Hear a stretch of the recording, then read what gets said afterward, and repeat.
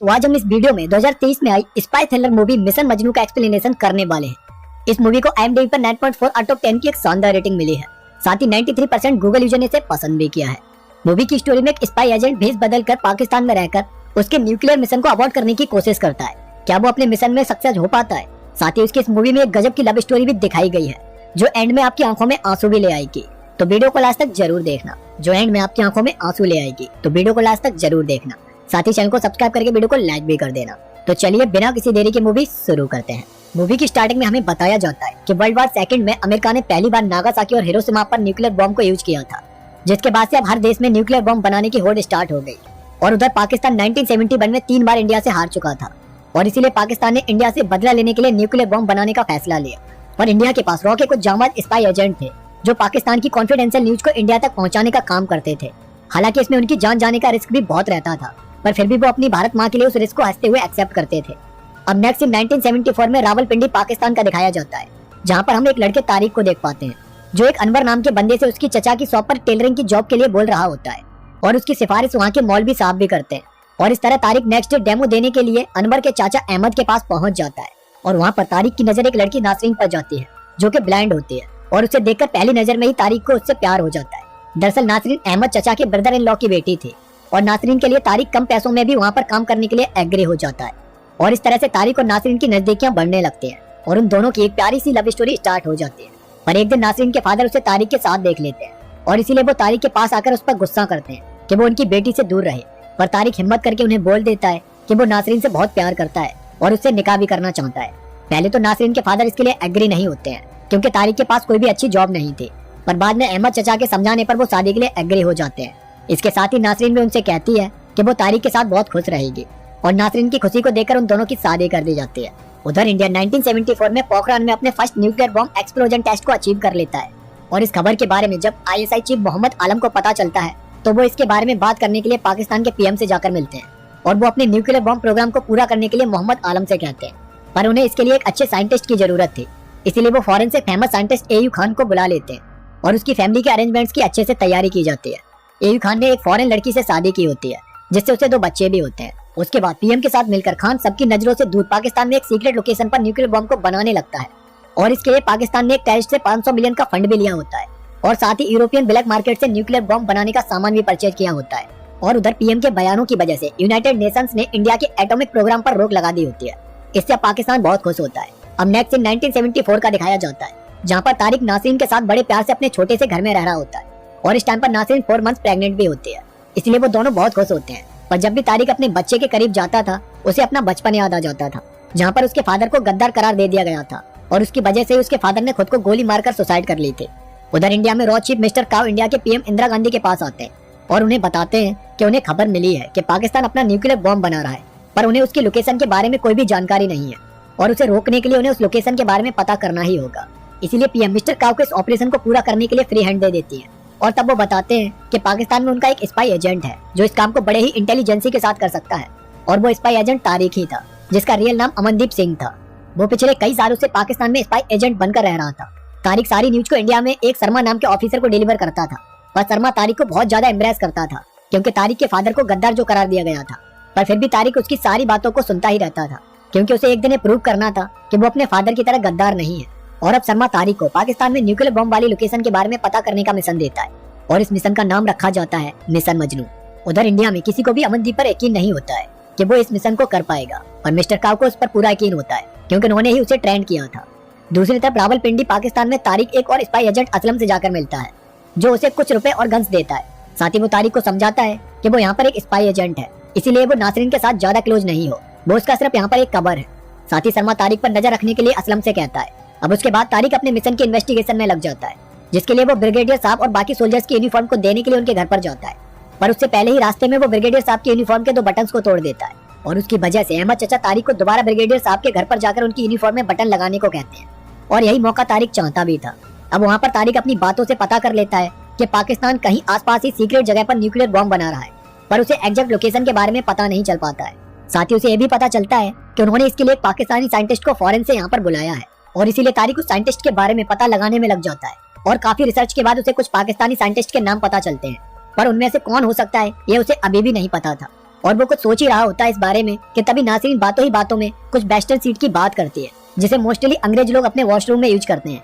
और तभी तारिक के दिमाग में आता है कि अगर वो साइंटिस्ट फॉरेन से यहाँ पर आया है तो वो जरूर बेस्टन सीट का ही यूज करता होगा। और इसीलिए तारिक मार्केट जाकर बेस्टन सीट के बारे में पूछने लगता है, जहाँ पर उसे एक दुकानदार से पता चलता है कि ऐसी सीट यहाँ पर तो कहीं नहीं मिलेगी, पर कुछ मंथ्स पहले उसने ऐसी सीट किसी पर्सन के लिए मंगवाई थी। और इसीलिए तारिक उस पर्सन का एड्रेस लेकर वहाँ पहुंच जाता है।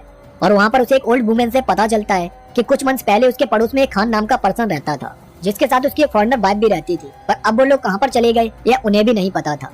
पर उनके बच्चे उस ओल्ड मैन के ग्रैंडसन गोलू के साथ खेला करते थे। उधर इंडिया में इमरजेंसी लगने की वजह से इंदिरा गांधी इलेक्शन में हार जाती हैं और उनकी जगह पर पीएम की सीट अब मोरारजी देसाई जी को मिल जाती है, जो गांधी की तरह शांति और समझौते से पाकिस्तान के साथ रिलेशन बनाने के पक्ष में होते हैं।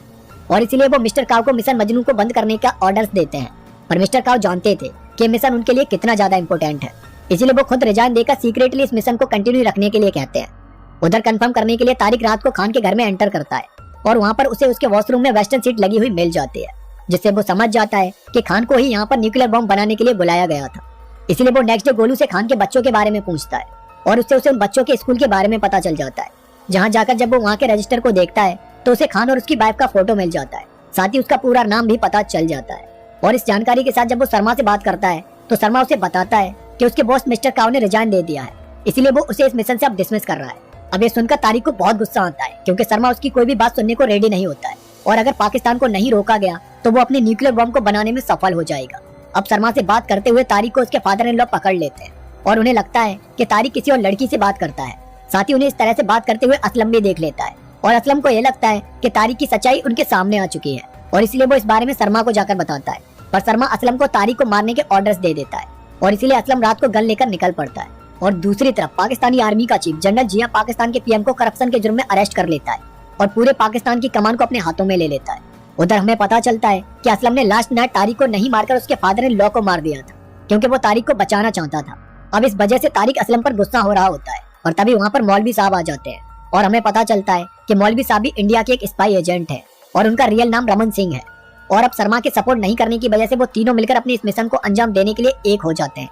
दूसरी तरफ इंडिया में इजराइल के एक सोर्स आईसेक से पता चलता है कि न्यूक्लियर फैसिलिटी पाकिस्तान की एक जगह क्वेटा में है और इसीलिए इजरायली क्वेटा पर जल्दी ही एयर स्ट्राइक करने का प्लान बना रहे हैं। दूसरी तरफ तारिक कुछ दिनों के लिए नासरीन को छोड़ने अहमद चचा के घर पर जाता है, जहाँ से उसे पता चलता है कि हाल ही में हामिद को मिलिट्री से एक साथ 400 यूनिफॉर्म का ऑर्डर मिला है। और ये सुनकर तारिक समझ जाता है कि यूनिफॉर्म जरूर न्यूक्लियर फैसिलिटी में ही डिलीवर होनी है। इस मिशन के बीच में तारिक नासरीन को भी टाइम नहीं दे पा रहा होता है, जबकि इस टाइम पर उसे उसकी सबसे ज्यादा जरूरत थी। उधर इंडिया के पीएम पाकिस्तान के आर्मी चीफ जनरल जिया से आपसी संबंधों को अच्छा करने में लगे हुए होते हैं। उसके बाद तारिक असलम और रमन सिंह के साथ मिलकर सोल्जर्स की यूनिफॉर्म वाले ट्रक को फॉलो करता है और पुलिस की ड्रेस में आकर उसे रोक लेता है। साथ ही वो लोग उन्हें डरा धमकाकर ये भी पता कर लेते हैं कि यूनिफॉर्म कोटा जा रही है। उधर नासरीन अपने घर पर आ जाते हैं, जहाँ पर तारिक अपने रूड बिहेवियर के लिए उससे माफी मांगता है और हमेशा उसका साथ देने का वादा करता है। उसके बाद तारिक और उसके फ्रेंड कहूटा जाकर पता करते हैं तो उन्हें पता चलता है कि पहाड़ी की दूसरी तरफ सोल्जर्स का एक कैंप लगा हुआ है और वहाँ पर वो लोग कुछ तो बना रहे हैं। इसीलिए तारिक और असलम छुपके से पहाड़ी पर जाकर देखते हैं तो उन्हें पता चलता है कि वहीं पर न्यूक्लियर बॉम्ब बनाने के प्लांट को सेटअप किया गया है। पर तभी वहाँ पर उन्हें एक सोल्जर पकड़ लेता है, पर वो उससे बातें बनाकर वहाँ से निकल जाते हैं और इस बारे में वो लोग शर्मा को आकर बताते हैं, पर वो उनकी बातों पर यकीन ही नहीं करना चाहता था। इसलिए वो 24 घंटे के अंदर कोई फिजिकल एविडेंस लाने के लिए तारिक से कहता है, क्योंकि 24 घंटे के बाद इजराइल क्वेटा पर एयर स्ट्राइक करने वाली थी, क्योंकि उन्हें लगता था कि न्यूक्लियर बॉम्ब क्वेटा में बन रहा है और अगर उस अटैक को नहीं रोका गया तो सब कुछ खत्म हो सकता है। और इसीलिए तारिक उस न्यूक्लियर फैसिलिटी के अंदर जाकर एविडेंस लेने के लिए कहता है, जो कि मौत को दावत देने जैसा था। पर वो अपने भारत देश के लिए कुछ भी करने को तैयार था और इसीलिए वो अब अपना प्लान बनाने लगता है। साथ ही तारिक कुछ पैसे और एक चिट्ठी मिस्टर काव को सेंड करता है और उसके बाद नेक्स्ट डे नासरीन बहुत सैड होती है, क्योंकि उसका बेबी मूवमेंट नहीं कर रहा होता है। पर जब डॉक्टर उसे देखती है तो वो बताती है कि सब ठीक है, कभी इस तरह की सिचुएशन आ भी जाती है। तभी हॉस्पिटल में तारिक एक्सरे रेडिएशन के बारे में सुनता है, जिसका इफेक्ट ह्यूमन बॉडी पर पड़ता है और तब उसे एक आइडिया आता है और उसके लिए वो कहूटा में एक बार्बर शॉप पर जाता है, जहाँ पर न्यूक्लियर फैसिलिटी में काम करने वाले सोल्जर चीफ अपनी हेयर कटिंग के लिए आते हैं। और मौका पाकर तारिक उनके हेयर सैंपल्स को अपने पास रख लेता है, क्योंकि उसका प्लान था कि वो इन हेयर सैंपल्स को इंडिया भेजेगा, ताकि लैब टेस्टिंग के बाद ये प्रूफ हो जाए कि जिसके भी हेयर हैं वो लोग हाई रेडिएशन में काम करते हैं। और इसके लिए वो बहुत रिस्क लेकर इंडिया जाने वाली ट्रेन में चढ़ जाता है और उस हेयर सैंपल को इंडिया जाने वाली एक औरत के बैग में छुपा देता है। पर तभी आर्मी सोल्जर्स को उसके बारे में पता चल जाता है और वो लोग उसे मारने की ट्रेन में ही कोशिश करते हैं, पर किसी भी तरह बड़ी मुश्किलों से वो वहाँ से बच निकलता है। हालांकि उसके एक गोली बाह में लग जाती है, पर फिर भी वो अपनी जान जोखिम में डालकर शर्मा को हेयर सैंपल को उस औरत के बैग से लेकर लैब टेस्ट करने के लिए कहता है।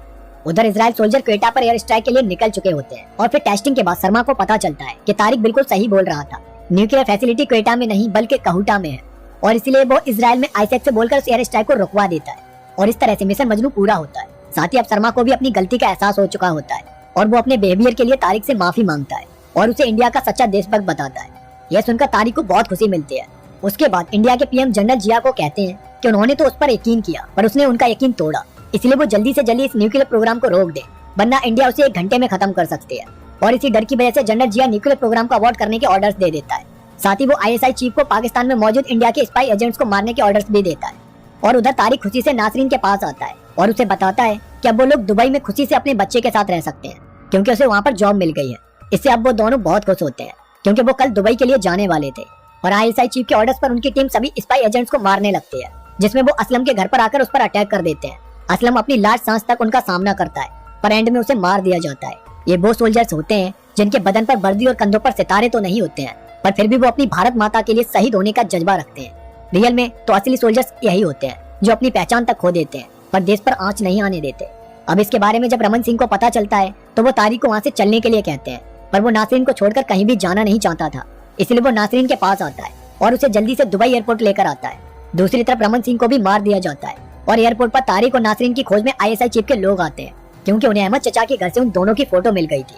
वहाँ पर आईएसआई के लोगों को देखकर तारिक जल्दी से निकलने की कोशिश करता है पर प्रेगनेंसी की वजह से नासरीन से चला नहीं जा रहा होता है, इसीलिए वो उसे व्हील चेयर पर बिठाकर कहता है कि उसकी सीट उससे अलग है, इसीलिए वो उसे उस पार मिलेगा और वो अपने बच्चे का नाम अमन रखे। यहाँ पर तारिक को पता चल गया होता है कि वो अब मुश्किल ही बच पाएगा। यहाँ पर तारिक की आंखों में आंसू भी होते हैं पर नासरीन उन्हें ब्लाइंड होने की वजह से देख नहीं पाती है। और उसके बाद तारिक के वहाँ से जाते ही आईएसआई के लोग नासरीन को देख लेते हैं और उसे पकड़ने के लिए आगे बढ़ते हैं और तभी उसे बचाने के लिए तारिक पीछे से आकर भारत माता की जय की गूंज करने लगता है और इसीलिए आईएसआई के लोग उसे मारने के लिए अब उसके पीछे पड़ जाते हैं। और उधर नासरीन को एयरपोर्ट स्टाफ का एक पर्सन प्लेन में ले जाकर उसकी सीट पर बैठा देता है।